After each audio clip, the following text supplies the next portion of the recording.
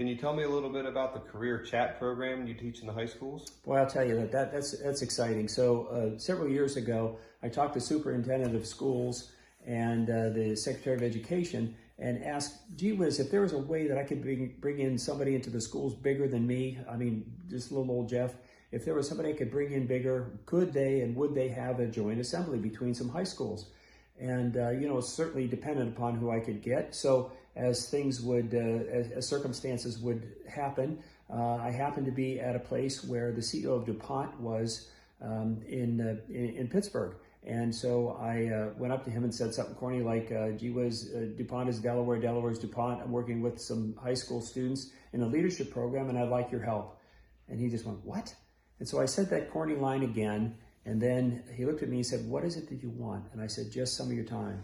If you could come down and teach and show the kids, how you got to where you were and just have a conversation with them, that would be great. And he shrugged his shoulders and said, sure. So that went really well. The next year, I had an opportunity to talk to the head of housekeeping for the White House. So the director of housekeeping for the White House for 7 presidents, started with Jimmy Carter. And I asked her the same thing, if she wouldn't mind having a talk in front of the students. And she was delighted and she was delightful. In both cases, the students learned.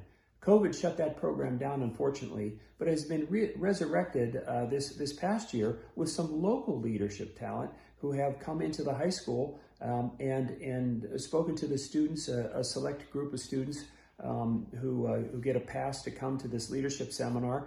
And we've had leaders such as government officials, we've had people who are involved in industry, people involved in business, and just their stories have been compelling, and it shows the kids that no matter where you start in life, you can end up with something special.